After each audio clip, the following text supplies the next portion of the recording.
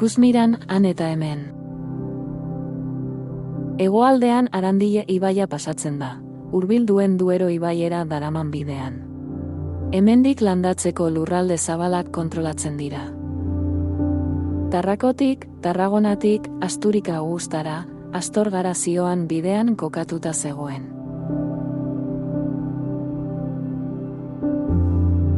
Cluny Alto de Castron kokatzen da. Erromatarrak iritzi aurretik, eskualde honetako biztanleak Arebakoen tribuen parte ziren. Cluny Arebako jatorriko toponimoa da. Induzketa arkeologikoak 1915ean hasi ziren.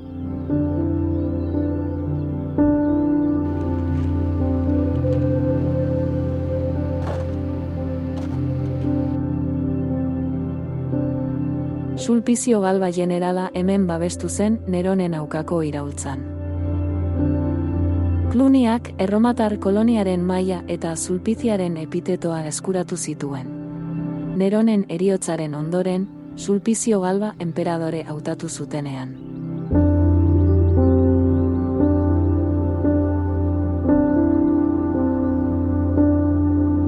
Foroan, udalerriaren berezko jarduera politikoak, komertzialak, judizialak eta erlijiosoak garatu ziren, baina baita Clunya komentu juridiko baten hiriburua izatearekin lotutakoak ere.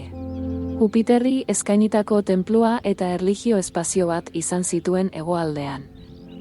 Basilika bat iparraldean eta tabernak eta portikatutako espazioak alboetan.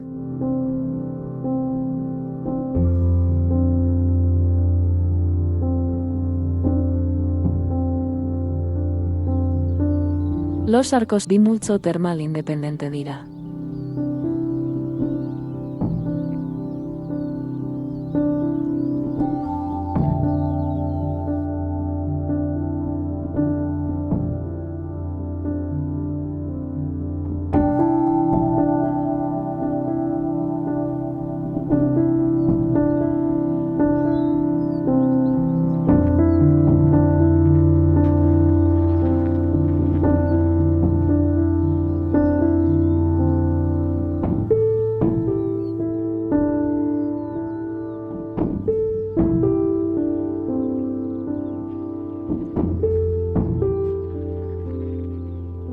Bietan, gela termal ezberdinen berokuntza sistema oso agerikoa da.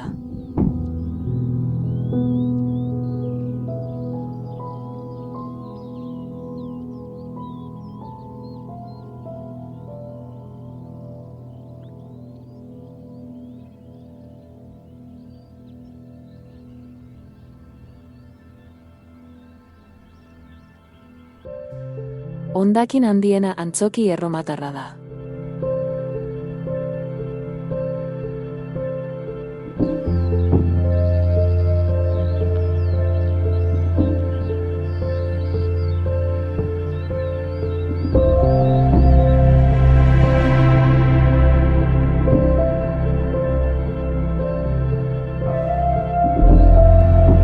Zati batean harkaitzean induzkatuta dago.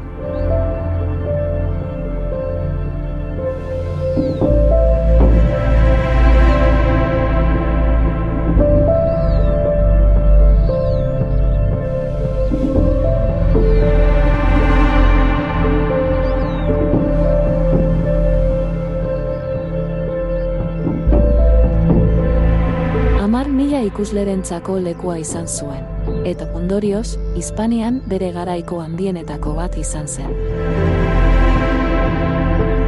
Hirugarren mendean zehar, hirigunea pizkanaka despopulatzen joan zen, Hirugarren mendeko krisiarekin eta Mendebaldeko Erromatar Inperioaren gainbehera hasiberriarekin lotuta.